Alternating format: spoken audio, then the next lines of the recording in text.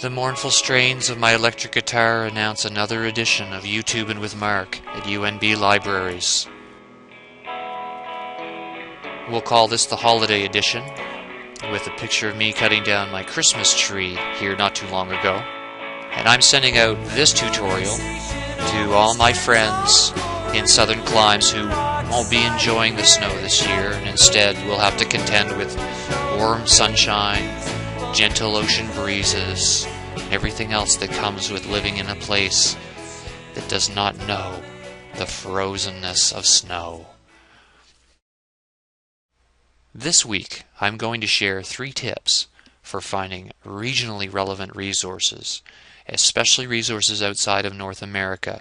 You may find that some of the databases that UNB provides access to, such as Academic Search Premier, ERIC, and others, don't provide very good coverage of research pertaining to other regions of the world outside of Europe and North America. So that's what we're going to talk about today.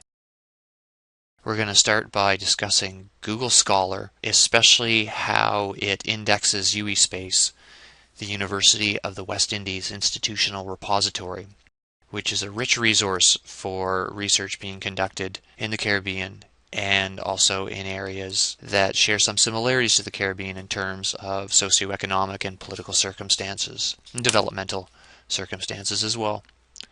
I'm going to point to the Trinidad and Tobago subject guide available on the UNB Libraries website, which does highlight some of the resources of use to regionally relevant research.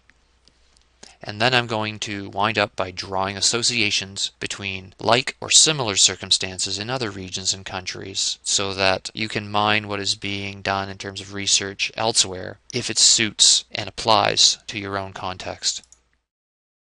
Let me begin by pointing you to another tutorial that I've created if you haven't already had a chance to take a look at it on using Google Scholar as a UNB student. And what this does is enable you to link to full-text article subscriptions that UNB has directly from Google Scholar search results, and also enables you to export citations from Google Scholar into your RefWorks account.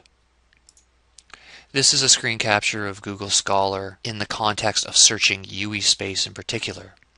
There is a search qualifier in Google that enables you to limit your search to specific sites and domains. And so in this case, what we're doing is searching schools, discipline, and limiting our results, as you can see, to the University of the West Indies Institutional Repository, UESpace. So let's skip over to Google Scholar right now.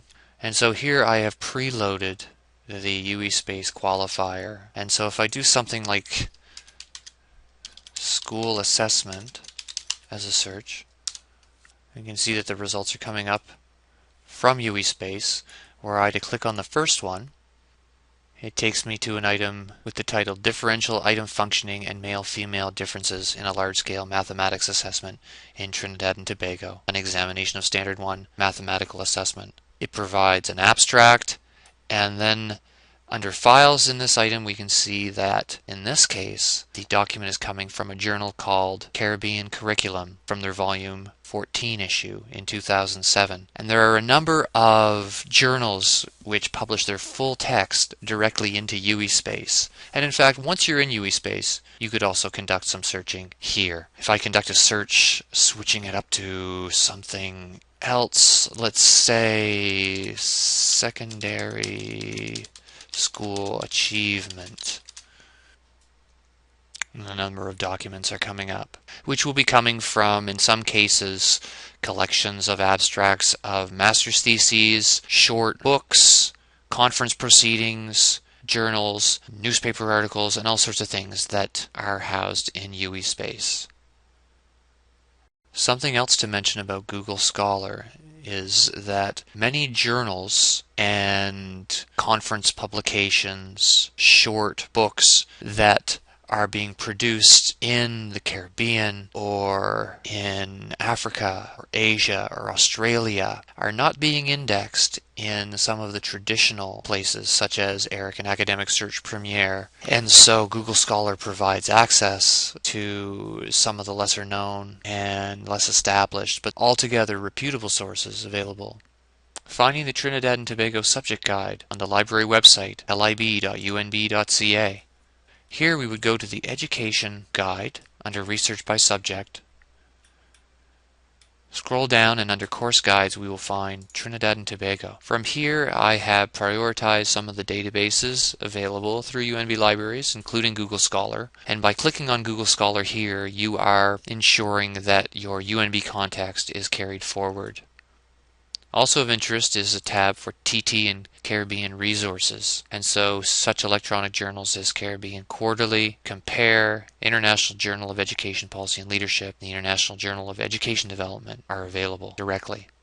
I also have a link to UWeSpace and a tutorial that I've created specific to searching it, and then a few other odds and ends that may be of interest. Under the Research Tutorials tab, there are a number of tutorials on how to use the library resources available to you. And then finally, drawing associations between circumstances in different countries and regions and your own. We're going to use as an example music education in primary schools in Trinidad and Tobago.